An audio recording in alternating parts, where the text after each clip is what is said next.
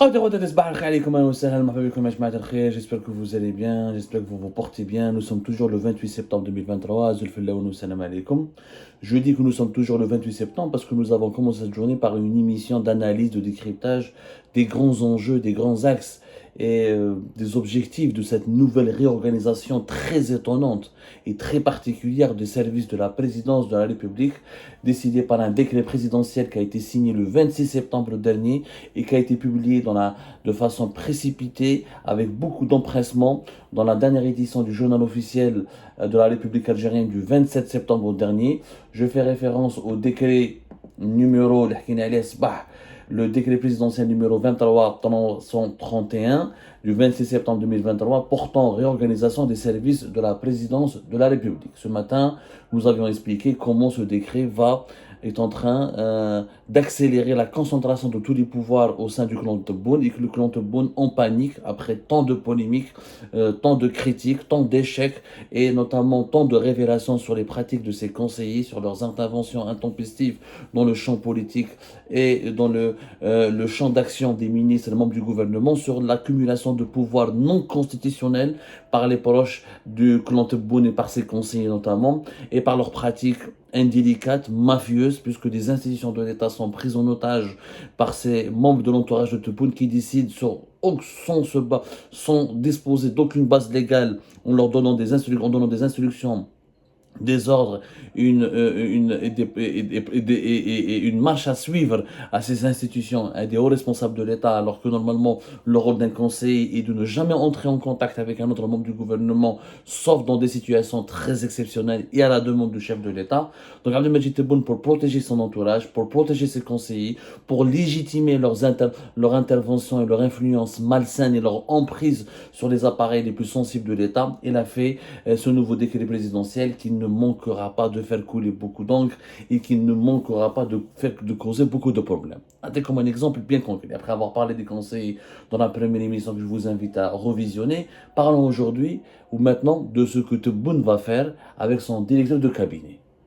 Le directeur de cabinet de Abdelmadjid Tebboune est devenu aujourd'hui le premier ministre bis. Vraiment, c'est étonnant. Dans le nouveau décret, je rappelle, c'est le décret numéro 23-331 du 26 septembre 2023, que vous pouvez lire et l'imprimer en téléchargeant directement la dernière édition du journal officiel numéro 62 du journal officiel de la République algérienne. Il nous apprend des choses totalement étonnantes.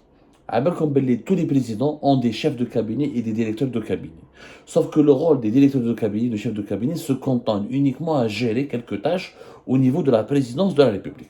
Exemple, en France, le président français, je compare avec la France parce que c'est le modèle politique le plus proche, étant donné que l'Algérie, dès son indépendance, a reproduit le modèle centraliste et jacobin de l'État français centraliste et l'État-providence français. C'est pour ça que je compare. C'est le modèle présidentiel le plus proche, même si le système politique français a beaucoup évolué avec une décentralisation des pouvoirs. Ce n'est pas le cas du pouvoir algérien qui est resté avec un chef d'État qui accumule tous les pouvoirs et qui est pratiquement une monarchie présidentielle en Algérie. Le président, c'est le personnage le plus fort. Il ne partage son pouvoir avec personne.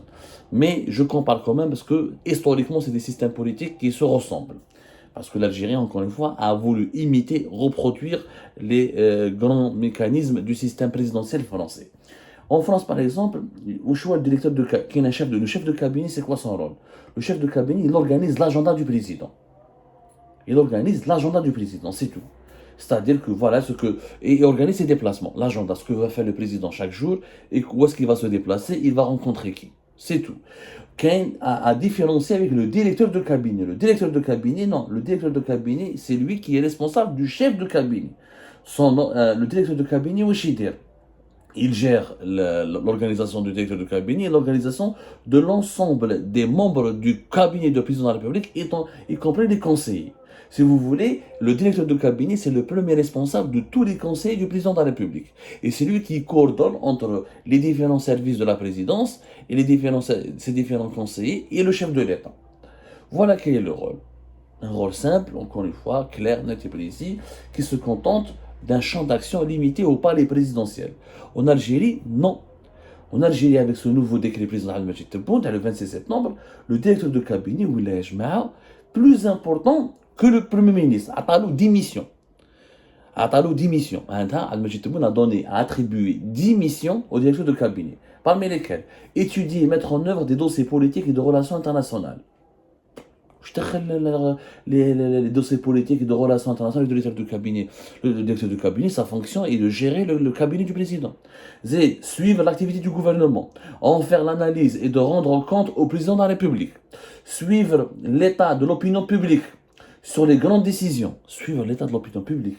Préparer et de coordonner les activités de communication destinées à faire connaître les directives et les orientations du président de la République et ses activités. Superviser les relations avec les médias nationaux et étrangers. Suivre le traitement et l'analyse des requêtes des investisseurs, opérateurs économiques et autres requêtes spéciales en coordination avec les conseillers. Disposer d'une direction des requêtes qui assure notamment les tâches de centralisation, réception, ventilation des requêtes et des suivis de l'état de leur exécution. Elle retient à cet effet un fichier des requêtes et établit des états statistiques mensuels. On n'a jamais vu un directeur de cabinet, et c'est lui qui reçoit les requêtes des investisseurs.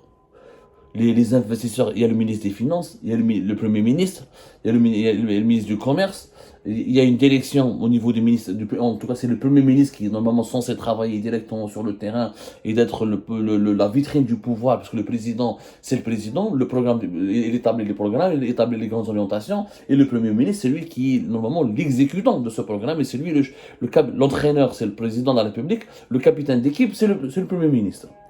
Où je décris le directeur de cabinet avec une direction des requêtes, qui doit centraliser les requêtes, faire un fichier des requêtes, et faire des statistiques, et des requêtes des investisseurs et opérateurs économiques et requêtes spéciales. Ça veut dire quoi, des requêtes spéciales? On n'a rien compris. Qu'est-ce que ça veut dire qu'une requête spéciale? On n'a jamais vu ça. Ça, c'est le travail du Premier ministre. Celui qui doit rencontrer les opérateurs économiques, c'est le Premier ministre, avec le ministre des Finances. Dans les pays qui se respectent, ils ont un grand département, ça s'appelle le département ministère de l'économie, ministère du commerce, ça relève du commerce international.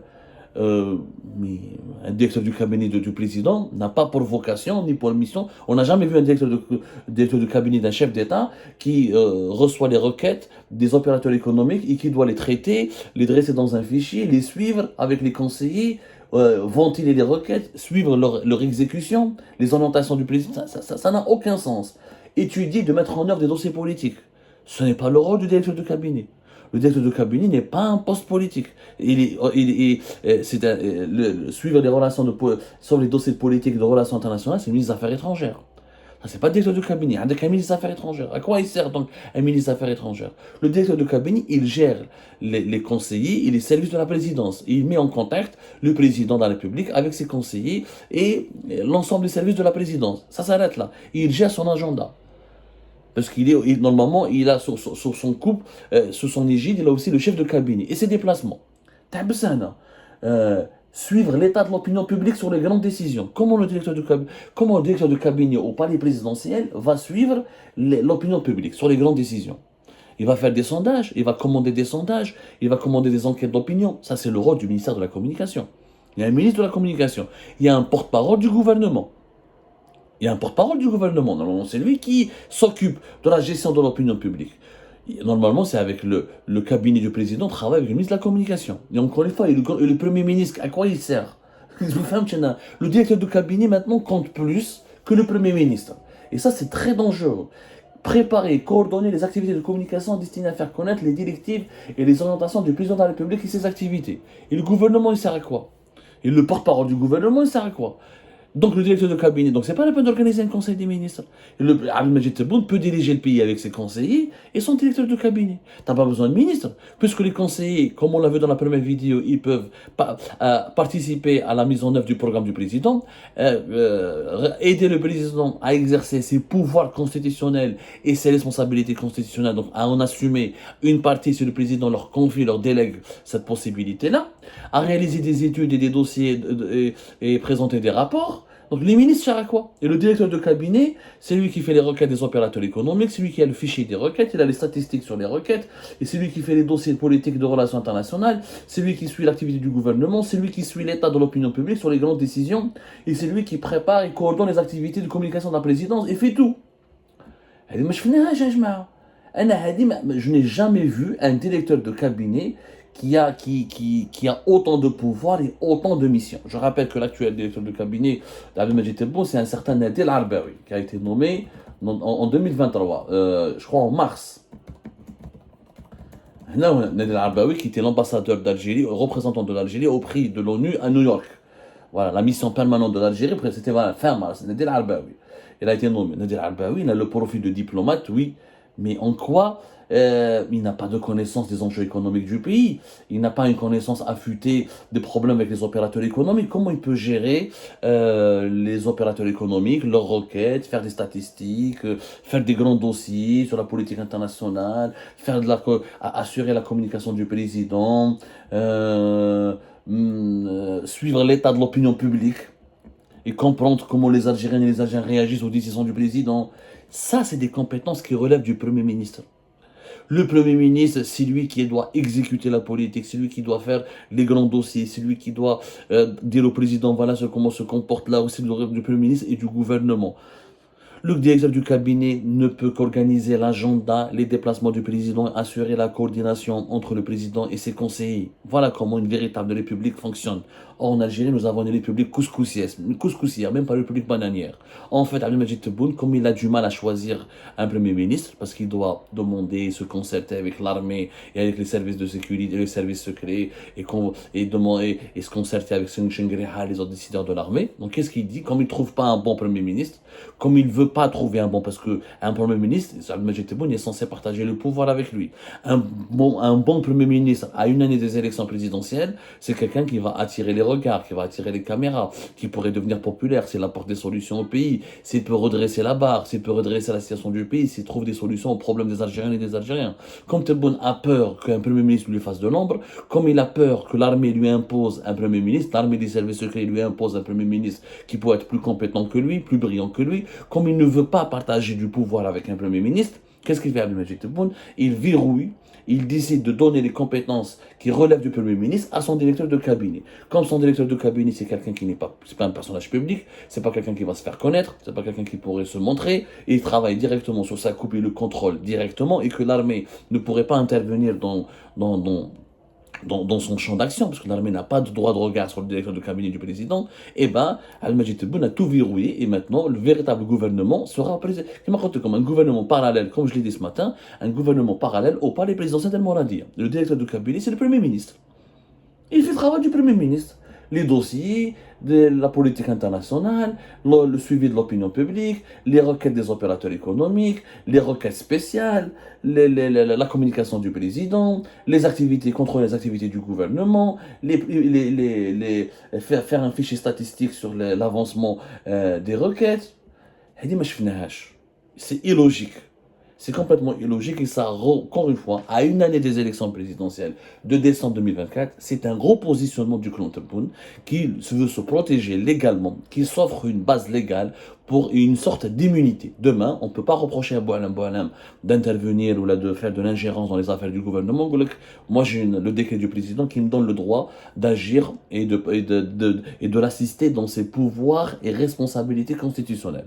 Demain, on ne pourra pas reprocher au directeur de cabinet de ne pas consulter le Premier ministre, de prendre des décisions à la place du Premier ministre, ou là de préconiser des plans d'action, des actions à la place du Premier ministre, puisqu'il y aura ce décret qui va le couvrir et qui va lui permettre donc de se protéger légalement et de ne pas risquer des poursuites judiciaires, ni quoi qu'il en soit, ses arrières sont protégées. En fait, c'est le clan Tebboune qui, comme il veut assumer, comme il veut asseoir son emprise sur l'État, et comme il ne veut pas partager le pouvoir, et comme il a peur que l'armée et les services secrets se retournent contre lui, et comme il sait que ça va être difficile pour lui de nommer un nouveau gouvernement et de trouver un nouveau bon Premier ministre, le clan Tebboune reste dans sa forteresse et prend tous les pouvoirs pour lui, pour diriger le pays, pour continuer de diriger le pays, sans trop partager, sans trop associer ou la consulter les autres composants du régime algérien.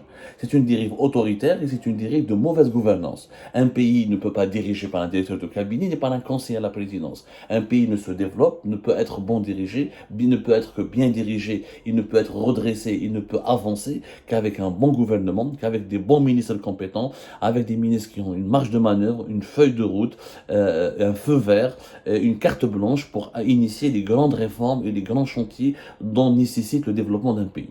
Ce n'est pas le cas du tout. Jamais je connais un pays qui est géré par un seul palais. Les monarchies. Et les monarchies absolues, c'est aussi les monarchies du Moyen-Âge, où il y a le roi et à sa cour qui décide de tout.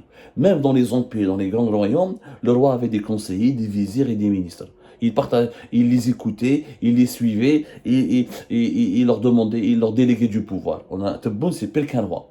C'est pire qu'un roi, c'est un pire qu'un empereur. Il n'y a que pour lui, pour ses conseillers et les membres de son entourage. Il les protège, il leur donne une immunité, il élargit leur pouvoir dans la simple, avec un objectif simple et clair, tracer, passer en force, à assurer son maintien en 2024 à la tête de l'État.